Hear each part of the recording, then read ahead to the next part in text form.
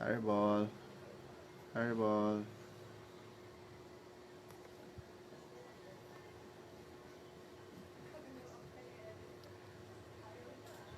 Welcome to Usaping Buhay. Sound check. Sound check.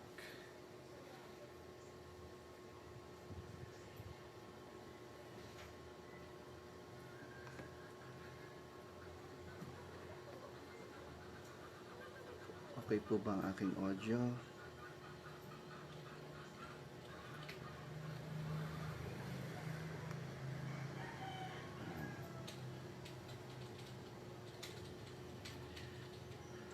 Fireball. Ito po si Kuya Chad. Welcome to Usaping Buhay. Real talk, real answers. Kumusta kaya ang audio natin?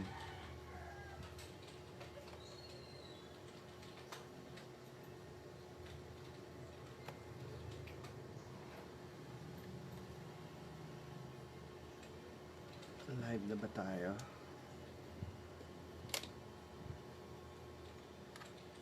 Let's see.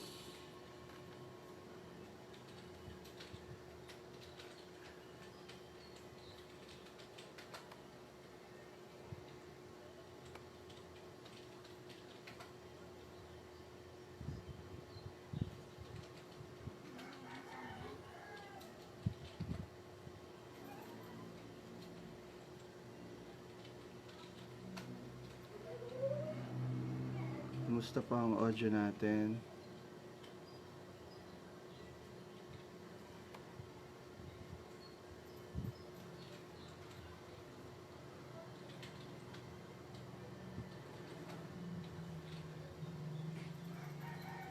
Okay naman. Naririnig naman ba?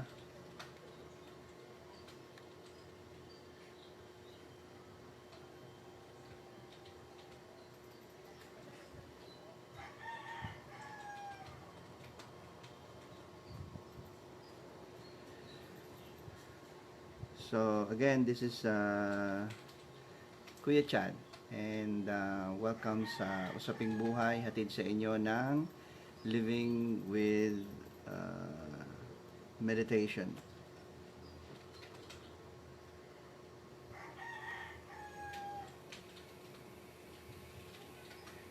So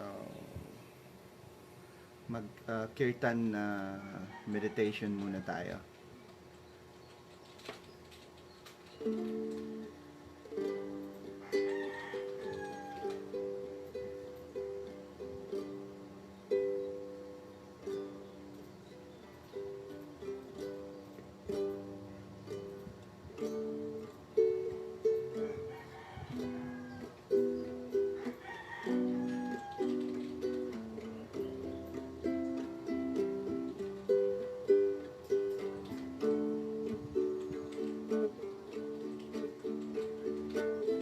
Hare Krishna, Hare Krishna, Krishna Krishna, Hare Hare, Hare Rama, Hare Rama, Rama Rama,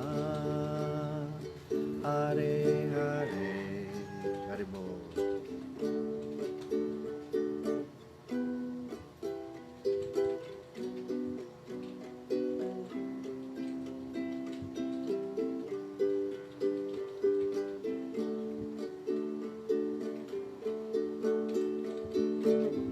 Hare Krishna, Hare Krishna, Krishna Krishna, Hare Hare, Hare Rama, Hare Rama, Rama Rama, Hare Hare, Hare Bol.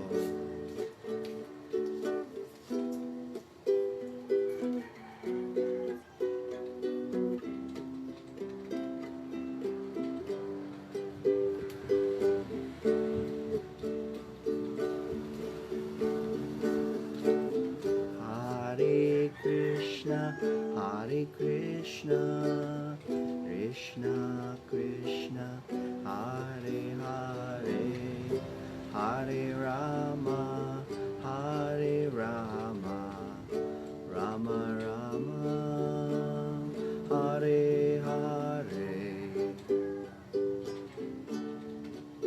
Haribol, Ma'am Evelyn.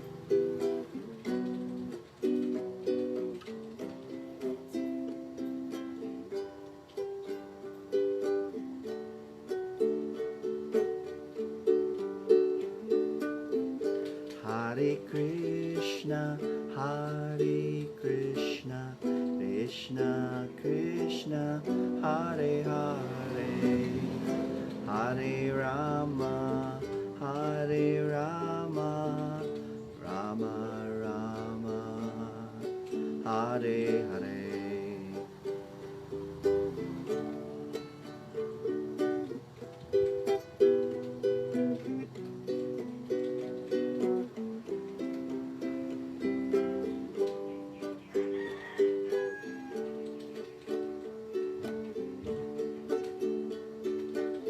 Hare Krishna,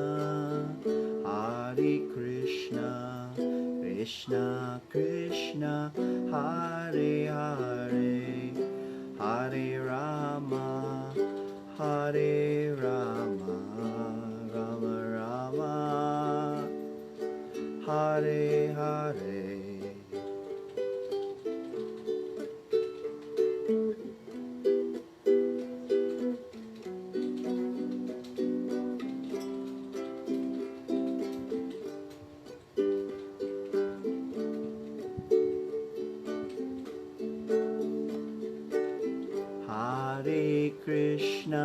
Hare Krishna, Krishna Krishna, Hare Hare, Hare Rama,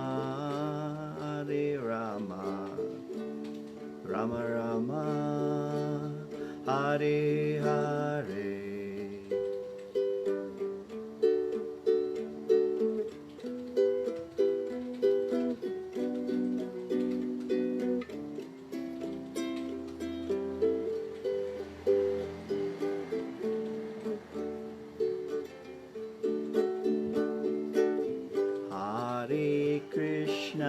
Hare Krishna, Krishna Krishna, Hare Hare, Hare Rama, Rama Rama, Hare Hare.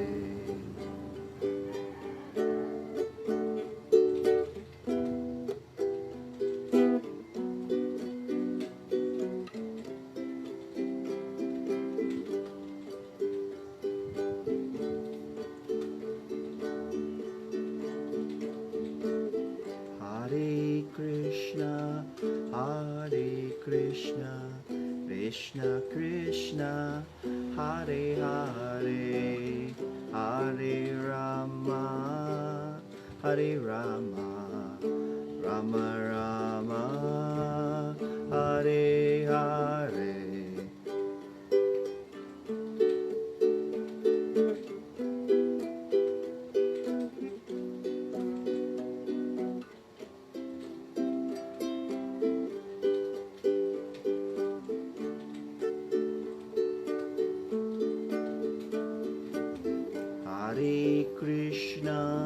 Hare Krishna, Krishna Krishna, Hare Hare, Hare Rama,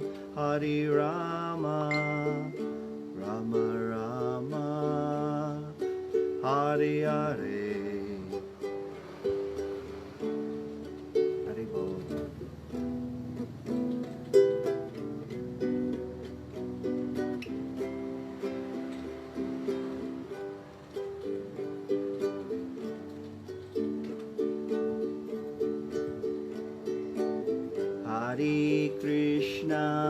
Hare Krishna, Krishna Krishna, Hare Hare, Hare Rama, Rama Rama, Hare Hare.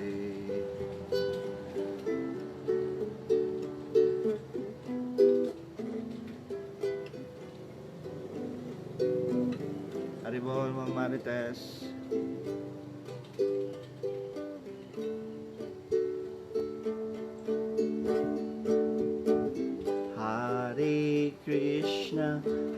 Hare Krishna, Krishna Krishna, Hare Hare, Hare Rama, Hare Rama, Rama Rama, Hare Hare.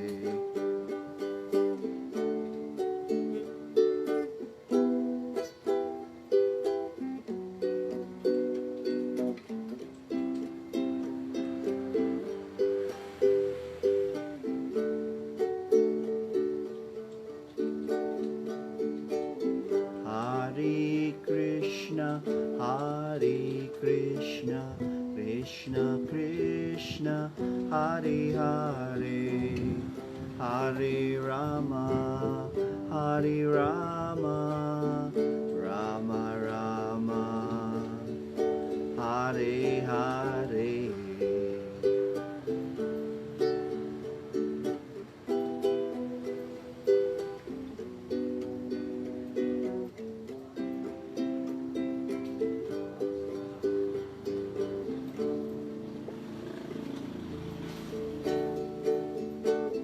Hare Krishna, Hare Krishna, Krishna Krishna, Hare Hare, Hare Rama, Hare Rama, Rama Rama, Hare Hare.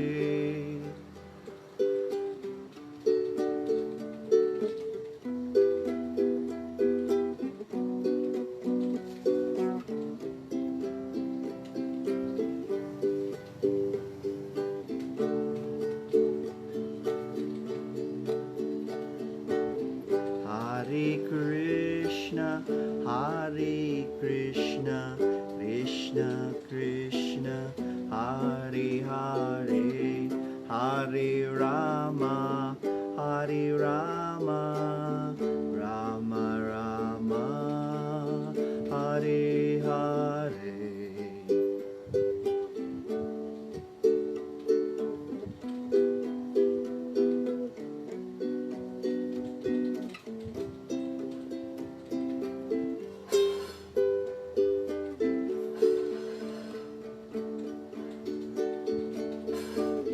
Hare Krishna, Hare Krishna, Krishna Krishna, Hare Hare, Hare Rama, Hare Rama, Rama Rama,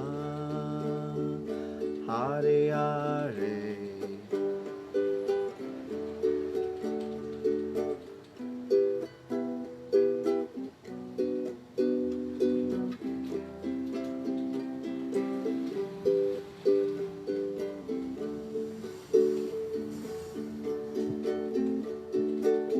Hare Krishna, Hare Krishna, Krishna Krishna, Hare Hare, Hare Rama, Hare Rama, Rama Rama, Hare Hare.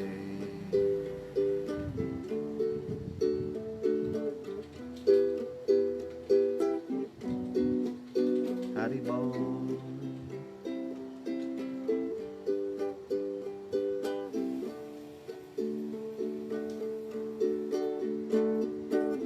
Hare Krishna, Hare Krishna, Krishna Krishna, Hare Hare, Hare Rama, Hare Rama, Rama Rama, Hare Hare.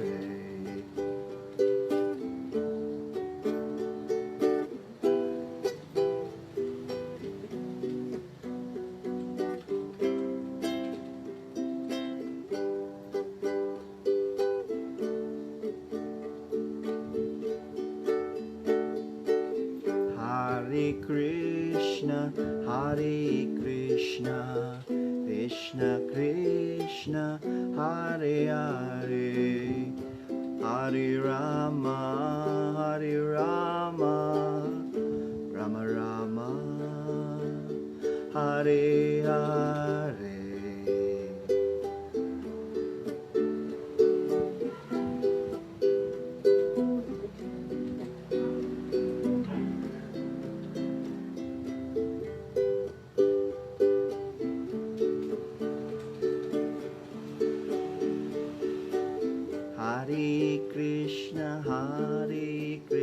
Krishna, Krishna Krishna, Hare Hare, Hare Rama, Hare Rama, Rama Rama, Hare Hare.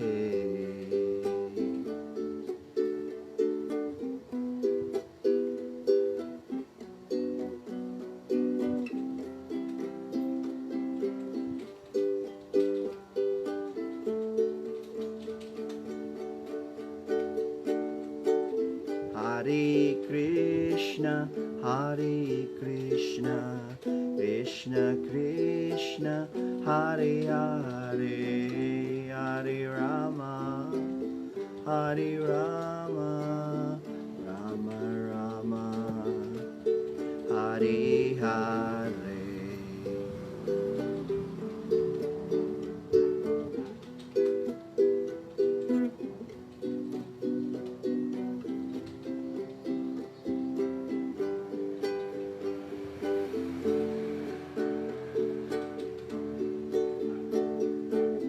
Hare Krishna, Hare Krishna, Krishna Krishna, Hare Hare, Hare Rama, Hare Rama, Rama Rama, Hare Hare. Haribol.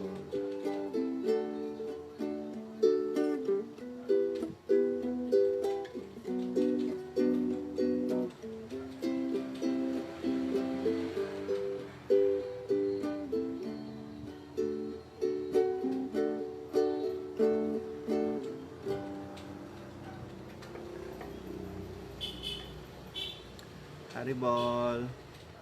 Sa muli, ito po si Kuya Chad. Welcome sa Usaping Buhay, hatid sa inyo ng Living with Meditation. Bago po tayo mag-start ng ating usapan, ngayong linggo ay magbibigay ako ng aking humble respect sa aking teacher. Okay, so sana okay ang audio ko. Ang topic ngayong linggo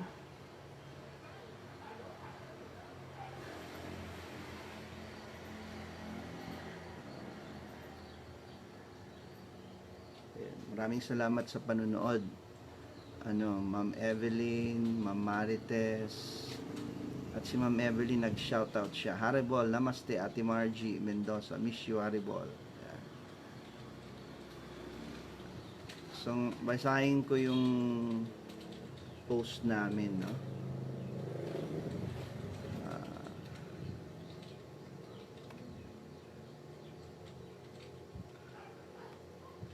Yan. Feeling drained na ba sa endless grind? Yan.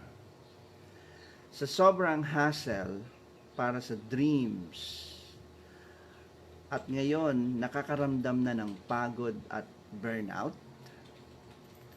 Kung hindi mag-hassle, baka hindi makamit ang stability. Pero pag sobrang hassle, wala din namang peace of mind. Pero kailangan ba talagang mamili? Success o peace of mind? O mas malalim pa dito, paano ba makakamit ang peace of mind at stability na sabay? Yan. So yan ang ating pag-uusapan ngayong linggo. When hustle culture turns toxic, pwede bang makamit ang peace and stability ng sabay? Search natin, ano ba ang hustle culture? Sabi sa Google, hustle culture is a mindset and societal pressure that glorifies overworking and constant productivity. often at the expense of physical and mental well-being, relationship, and self-care. Okay, so, yun ang sabi ng Google. Mindset siya, yung hustle culture. It's a mindset. Nilagay mo sa isipan mo na mag-overwork, na magkaroon ng constant productivity, and at the same time, it's a societal pressure na binibigay ng society para ikaw ay magtrabaho,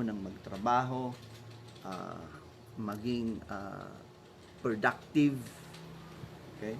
Magkaroon ng constant productivity, kaya marami ka dapat na araw-araw parati kang may napoproduce na mga gawain or mga actions, okay? So mindset ito, kumbaga ito yung parati mong iniisip, parati mong gustong gawin, dahil ito rin yung finifeed ng society sa atin, to the point na yung ating physical well-being ay, sabi sa Google, ay naapektuhan na, yung ating mental well-being naapektuhan na, yung ating relationships naapektuhan na. Okay. So, well, based dito sa Google definition, hindi siya favorable ang hustle culture. Talagang toxic siya. Okay? Toxic siya. I-search natin din yung word na stability. Kasi yung kaya gusto nila ng hustle culture, kaya gusto nilang mag-work, mag-produce, maging productive parati, araw-araw, may kailangang achievements na gagawin, na i-achieve, kasi gusto nilang maging stable. Yun ang magkaroon ng stability. Ano bang stability? Sabi sa Google, the state of being stable. The state of being stable. Ano bang stable? Firm, solid, steadiness. Yan ang mga synonyms niya. Strength, fastness. Okay? Tingnan natin ito. Sa ano daw ang sabi dito sa what does stability mean in life? Ano sabi ng Google? Ito.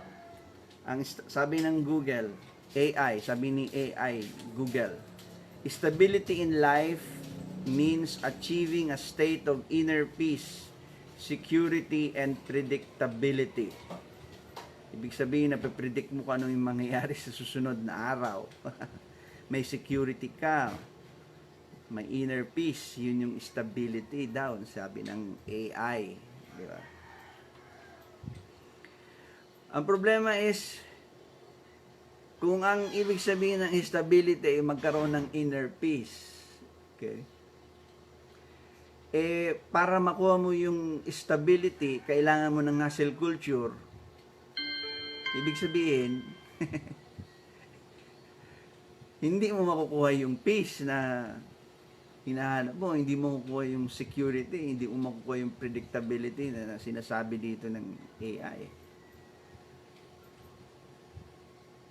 Kasi yung hustle culture mismo ay toxic. Yung hustle culture mismo ay hindi siya nagbibigay ng peace, hindi siya nagbibigay ng security.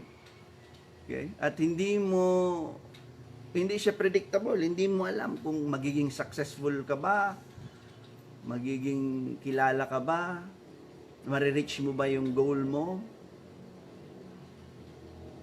Tama pa ba yung mga ginagawa mo? Araw-araw na ginagawa mo? Yung pagiging, yung pagpoproduce mo ng mga iba't ibang gawain, tama pa ba yun? Ako, before, hindi pa ako nagpo-practice ng meditation, napapag-usapan rin namin yan ng aming aking mga kaklase noon sa college. Kahit nung high school, yung word na yan na stability, stable. Usually, nakakabit ang word na financially stable. Yan yung natatandaan ko sa word na yan, financially stable. Napapag-usapan namin yan kapag nagtatanong kung kailan ka ba mag-aasawa. Yan. So, kailan ka ba magkakaroon ng girlfriend or boyfriend? So usually ang sagot is kapag financially stable na ako. Di ba? Kapag financially stable na ako. So usually yung stability nakakabit yung word na financial. Okay. Material things, material stability. Ngayon na nagpa-practice ako ng meditation, pwede kong sabihin ng itong financial stability is also none other than material stability. Ako noon, sabi ko, magiging akong financially stable kung meron na akong sariling bahay, meron akong sariling pamilya, meron akong anak, meron akong sariling bahay, meron akong sariling kotse, di ba? Mataas ang sweldo ko. Di ba? Yun ang stability. Yun ang yun yung stability na ini-aim ko, yung goal ko. Di ba? May sariling pamilya, may sariling bahay, may sariling kotse, di ba? Nakaka-travel abroad o nakaka-travel sa labas ng probinsya namin, di ba? Kasama yung pamilya, mataas ang sweldo, okay? May pambayad sa bills, di ba? Kung magkasakit, merong extra pera, di ba? So ganun yung aim, ganun yung aim ko. At karamihan sa atin siguro ganun din yung aim na stability, financial stability o material stability. Lahat tayo, especially dito sa Pilipinas, parang ganun yung gusto nating ma-achieve na stability.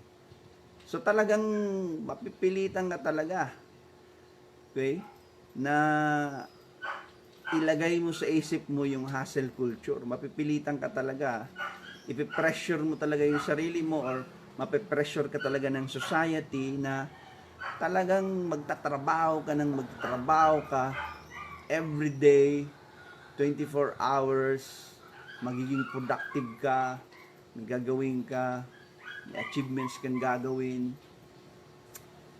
para yun nga, ma-achieve mo yung stability, yung financial stability. Bakit? Kasi nga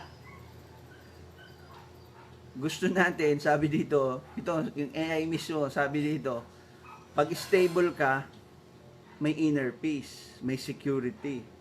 Okay? May predictability, di ba? Predictable, alam mo yung mangyayari sa susunod. So ang tanong ngayon, kapag financially stable na ba ang tao? Kapag materially stable na ba ang tao? Meron na siyang bahay, meron na siyang pamilya, meron na siyang anak, meron na siyang bahay, meron na siyang sariling kotse, okay? Mataas ang sweldo, nakaka-travel across the Philippines, outside the Philippines, di ba? Ang tanong, meron ba silang peace, inner peace? Yun ang tanong. Nakakaramdam ba sila ng peace? Nakakaramdam ba sila ng security? Excuse me. Di ba?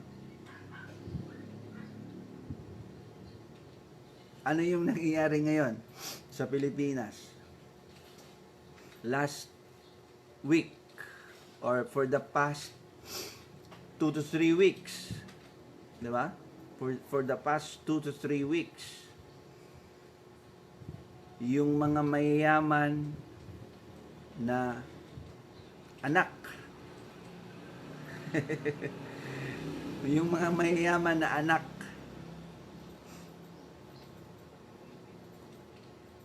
wala silang 2 to 3 weeks, yun yung nasa news, 2 to 3 weeks, binabash yung mga anak ng mga mayayaman. Yung itong mga anak na ito, nagti-TikTok sila. At sa pagti-TikTok nila ay pinapakita nila yung kanilang yaman. Okay. So, masaya yun. Di ba? Stability talaga yun. Di ba? May sarili kang bahay. Di ba? Sarili kang hindi lang kotse, may sarili kang eroplano, 'di ba? Nakaka-travel ka abroad, okay? Nakakakain ka ng napakamahal na pagkain, 'di ba? So, stable na, talagang pwede mong sabihin na stable na talaga yung tao na 'yon. Ibig sabihin, meron na siyang peace, meron na siyang security. Yung mga balita, di ba? Binabash sila. Daan-daan silang binabash. O, turn off yung kanilang TikTok account. Di ba? Nakakalungkot yun. Siyempre, pag ilagay natin yung ating sarili sa kanila, talagang magagalit sila, matatakot sila, malulungkot sila. Kasi dati ang dami nilang followers, di ba? Ang dami nilang followers. Pero dahil ng mga sunod-sunod na mga balita at mga pangyayari, yun, ang dami na nilang bashers. So inalis na lang nila yung kanilang account. So, ang gusto kong sabihin dito, sa example na yon, hindi automatic yon na kapag financially stable ang isang tao ay meron na siyang peace, meron na siyang security. So, ibig sabihin, yung hustle culture, toxic talaga siya. Napaka-toxic talaga ng hustle culture. Di ba? Di ba merong yung balita pa is,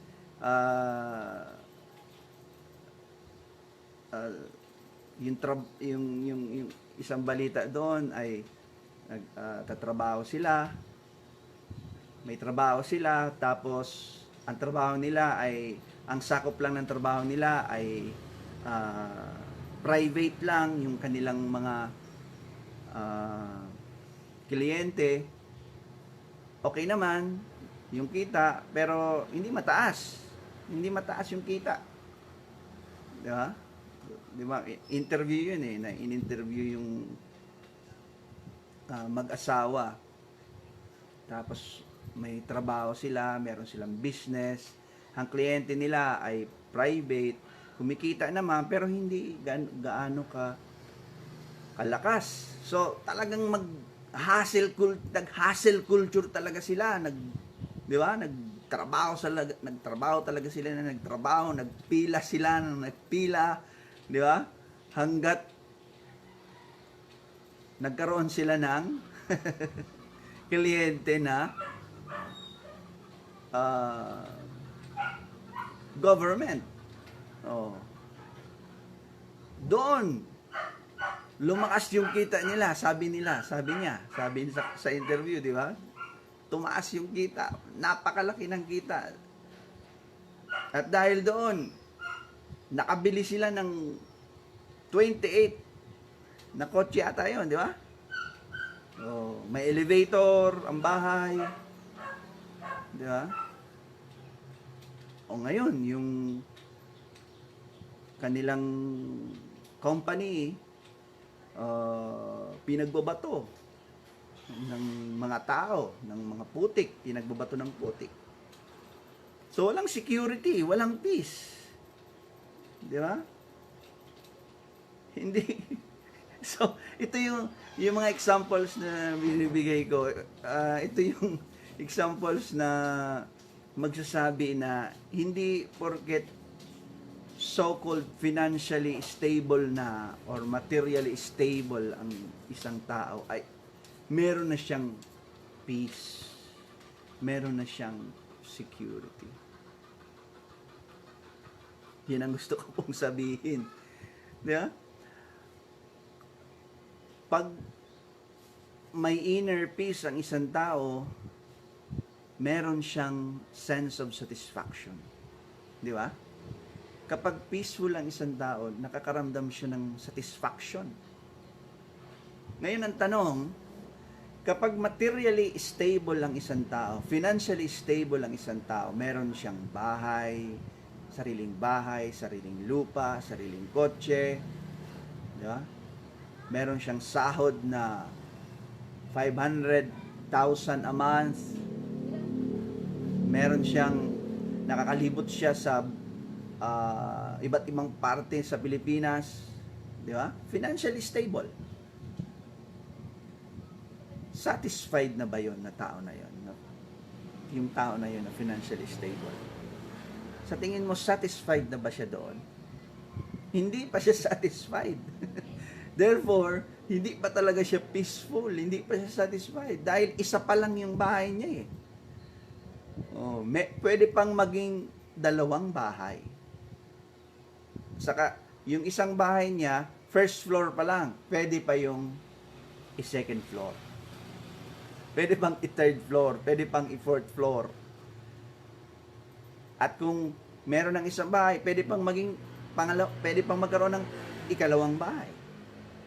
Merong siyang kotse, meron pang, satisfied na ba siya na meron siyang isang kotse? Hindi.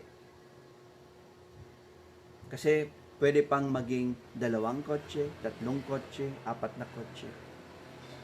Satisfied na ba siya na meron siyang 500,000 na sweldo buwan-buwan? Hindi pa rin siya satisfied dahil pwede siyang maging 600,000 eh. Satisfied na ba siya kung nakakalibot siya sa buong Pilipinas? Hindi pa rin dahil kailangan maglibot din siya. Pwede pa rin kasi siyang lumibot sa buong Asia.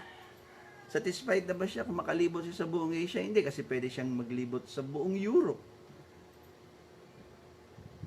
So, ang gusto kong sabihin dito ay hindi siya masatisfied.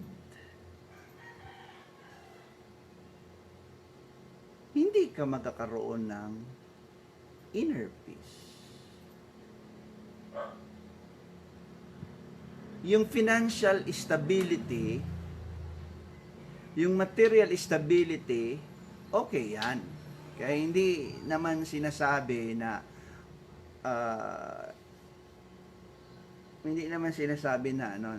na hindi kailangan yan, ano? Hindi man yun yung sinasabi namin. Kailangan ng pera, di ba? Kailangan ng bahay, kailangan ng kotse, kailangan natin yun to maintain our body, to maintain the body of our loved ones. When I say maintain, para hindi magkasakit yung katawan. Diba?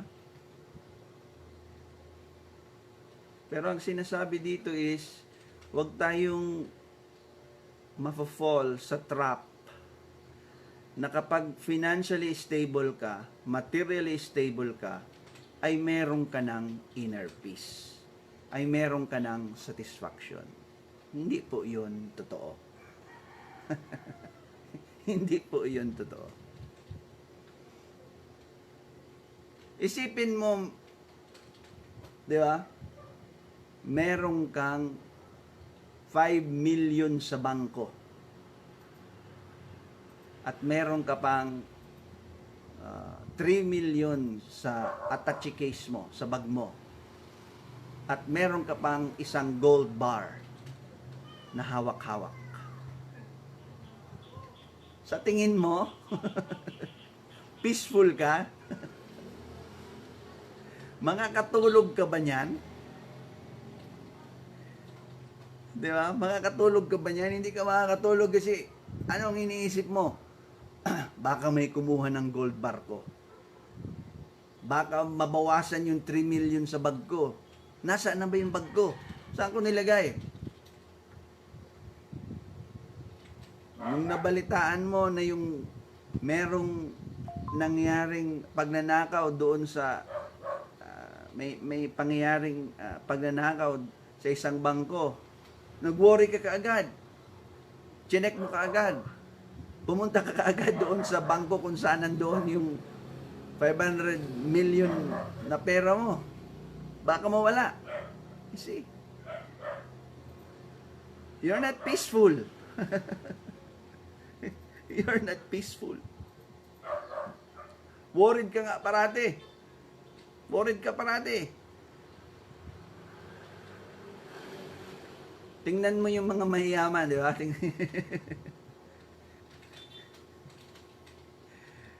Yung bahay nila, ang taas ng bakod, may barbed wire, may CCTV, may guardhouse, may mga aso sa sa loob, may mga aso sa gate, may mga aso sa guardhouse.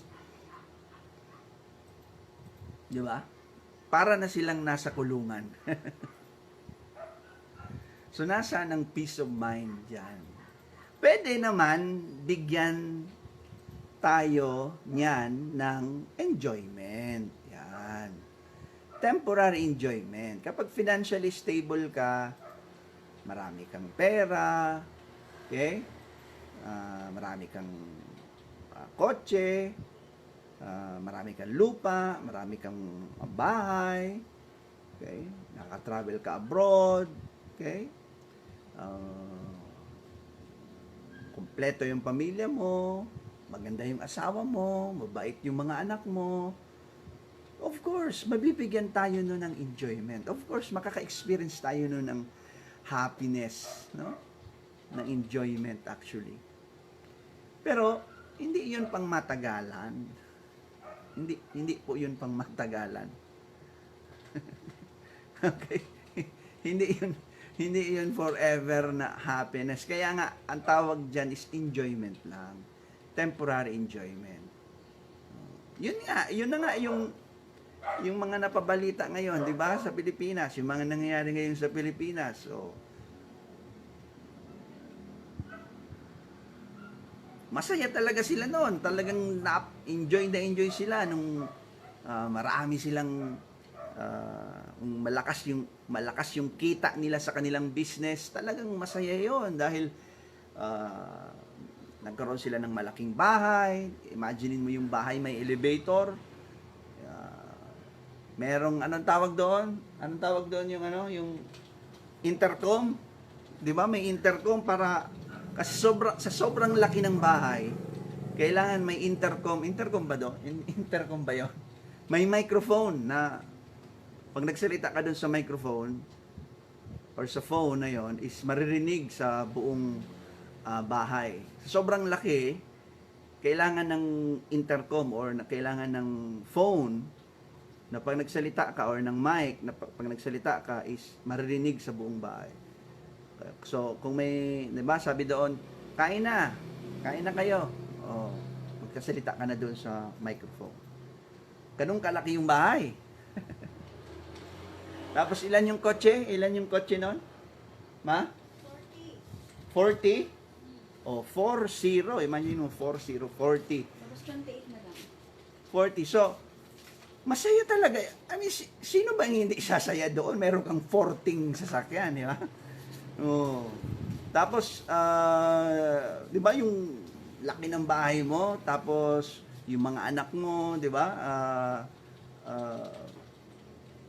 Kumakain sa may yaman ng mga restaurant, di ba? Mamahalin na restaurant. Masaya. Makaka-experience ka talaga ng enjoyment diyan bilang isang nanay, bilang isang tatay. Pero yun na nga, hindi siya forever. Oh, katulad ng nangyayari ngayon, di ba? Oh.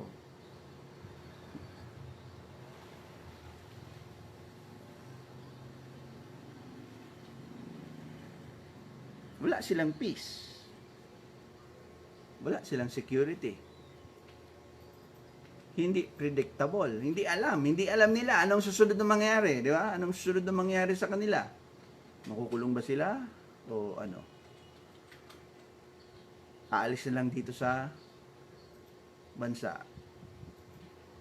So nakakalungkot yung mga nangyayari sa Pilipinas. So sa Living with Meditation, ang tinuturo namin ay spiritual stability. Ito dapat ang kailangan nating i-achieve, spiritual stability. Kapag material stability lang, kapag financial stability lang, yung hustle culture, toxic talaga siya. Toxic siya kasi trabaho ka ng trabaho para maging stable ka materially and financially, para maging peaceful ka, para maging secured ka, para maging satisfied ka. Ending, sa katapusan, hindi naman. Hindi ka naman peaceful, hindi ka naman secured.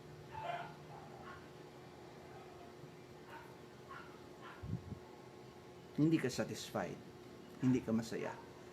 Ganun siya ka-toxic.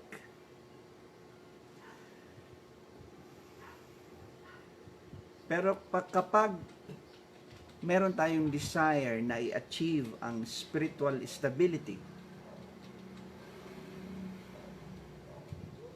dito tayo makaka-experience ng inner peace.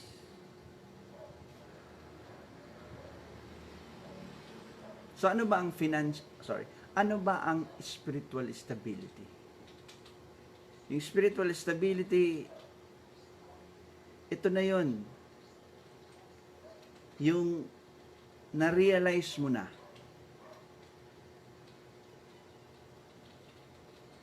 hindi ikaw yung katawan, hindi ikaw yung isip, ikaw yung spirit soul. Ikaw ay dominated parts and parcel ng Supreme Soul. At ang natural function mo is to render loving service to God. In short, this is self-realization. To be spiritually stable means to be self-realized. The realization na yung self, ako, ay loving servant ng Diyos. This is self-realization. This is spiritual stability. Kapag na-achieve po natin ito, dito po tayo makaka-experience ng inner peace, security, shelter.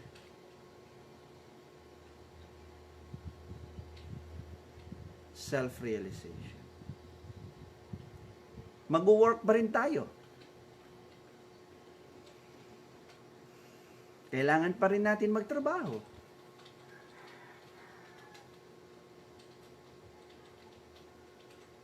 Di ba? Kailangan pa rin natin kumita ng pera. Pero, yung reason para magtrabaho, para kumita ng pera, hindi para maging masaya. Hindi para maging materially stable or financially stable, para maging peaceful ka o para maging masaya. No. Magkatrabaho pa rin tayo, magkikita pa rin tayo, kailangan pa rin natin maghanap buhay because we need to maintain our body, we need to maintain the bodies of our loved ones. Di ba? Kailangan natin alagaan ang ating katawan. So, kailangan natin ng bahay. Di ba? Kailangan natin ng cellphone for communication. Kailangan natin ng pera para sa kung may sakit yung katawan natin, meron tayong pagpagamot. Kailangan natin mag-aral. Kung may pera tayo, pwede natin gamitin for education. Why? Just to maintain our body. Just to make our body healthy. Why? Kasi yung katawan natin, it's our tool. Hindi tayo yung katawan dahil tayo yung gumagamit ng katawan. Tayo yung soul na gumagamit sa katawan. Ang katawan natin ay kasangkapan. Kung wala yung katawan natin, di ba? Ano ang ating magiging kasangkapan para ma-achieve natin yung ating self-realization?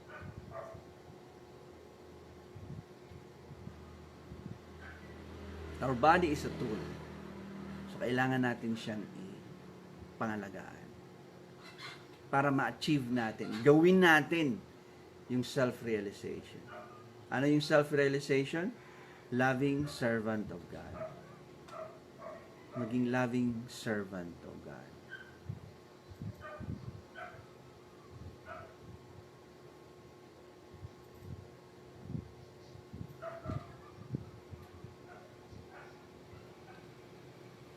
When we practice meditation on a regular basis, the hearing and the chanting of the holy names of God, when we do this every day,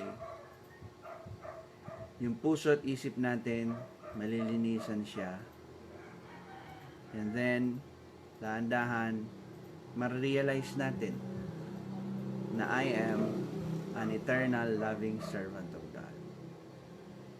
So, sa pakikinig at pag-awit ng mga mantras or holy names of God, kailangan natin ng ating katawan.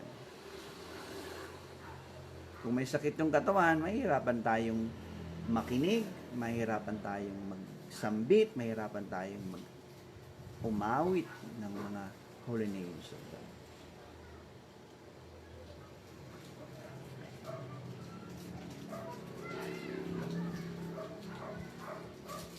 So, in Living with Meditation, we are inviting each and everyone to attend our meditation classes para turuan po kayo kung paano mag-practice ng meditation para dahan-dahan malinisan ang ating puso at isip para ma-achieve natin ang self-realization upang kung tayo ay self-realize, maka-experience tayo ng satisfaction, ng security, ng happiness.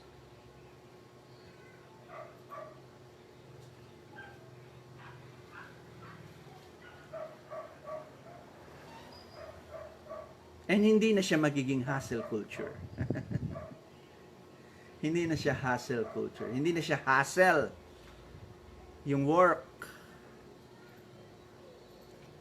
Yung work natin, yung pagkatrabaho natin, okay, masaya na siya. Kahit gawin mo siya, ulit-ulitin mo siya, araw-araw mo siyang gagawin. Yung trabaho mo, ulit-ulitin mo siya. Okay lang yon. Dahil ginagawa mo yon so that you can earn money, so that you can maintain your body.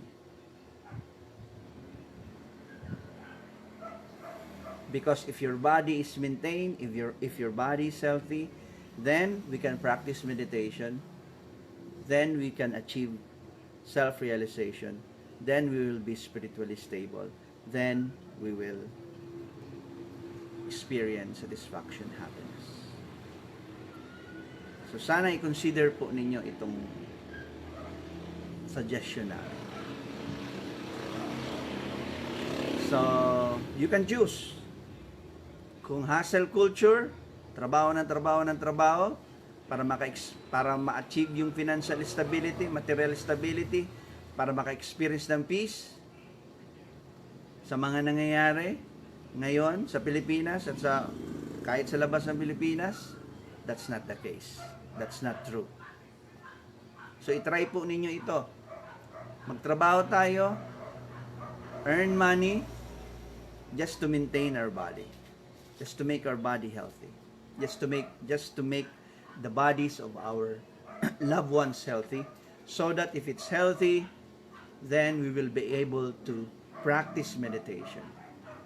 When we practice meditation, we will achieve self-realization.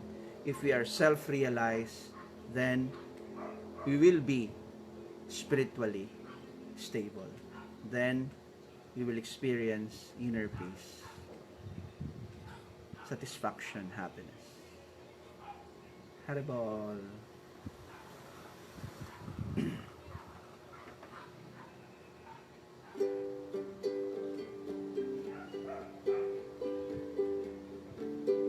Let's practice kirtan meditation or music meditation. So ako muna, pagkatapos ko kayo naman. Hare Krishna,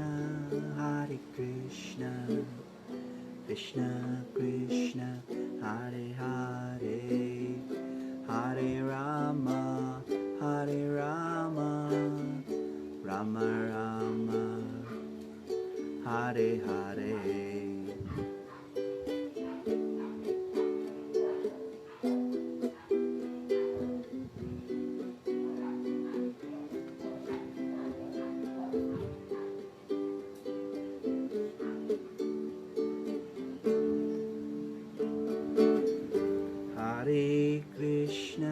Hare Krishna, Krishna Krishna, Hare Hare, Hare Rama, Rama Rama, Hare Hare. Haribol.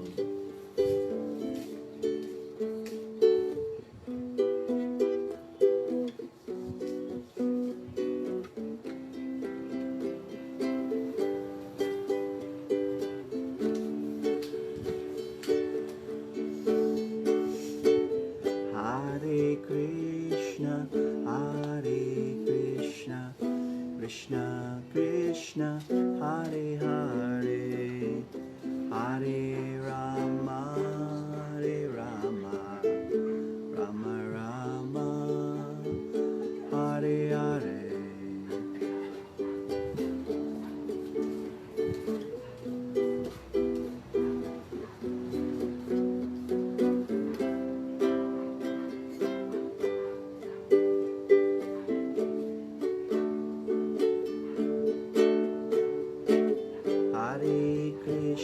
Hare Krishna, Krishna Krishna, Hare Hare, Hare Rama, Rama Rama, Hare Hare.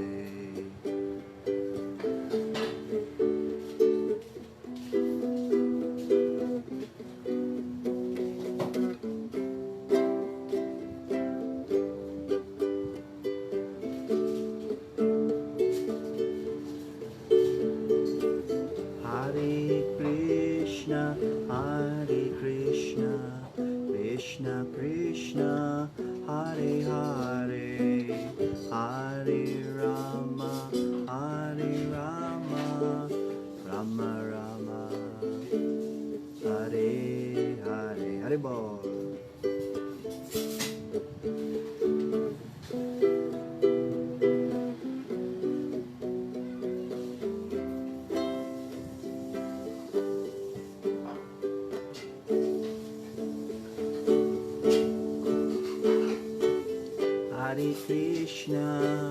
Hare Krishna, Krishna Krishna, Hare Hare, Hare Rama,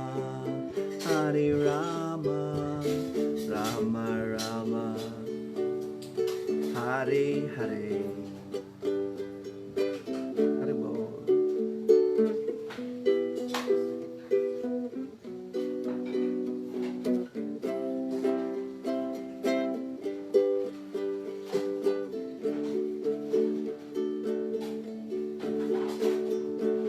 Hare Krishna, Krishna Krishna, Hare Hare, Hare Rama, Hare Rama, Rama Rama, Hare Hare.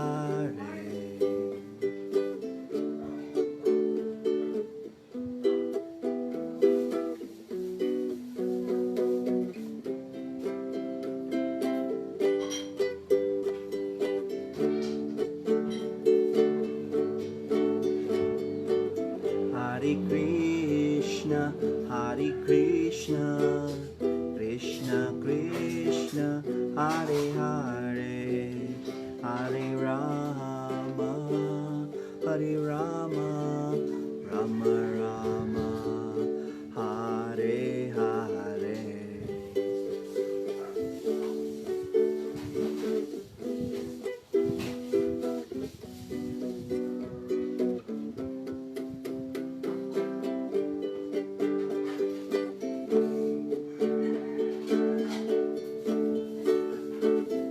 Hare Krishna, Hare Krishna, Krishna Krishna, Hare Hare, Hare Rama, Hare Rama, Rama Rama, Hare Hare.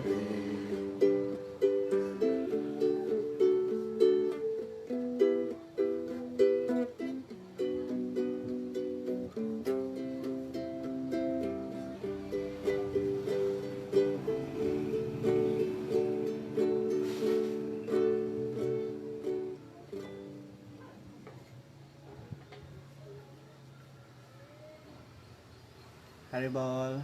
Sa muli, ito po si Kuya Chad and maraming salamat sa mga nanood ngayong linggo at sa mga manonood later sa record nito. Ito po ang Usaping Buhay, Real Talk, Real Answers, hatid sa inyo ng Living with Meditation. Haribol, thank you very much.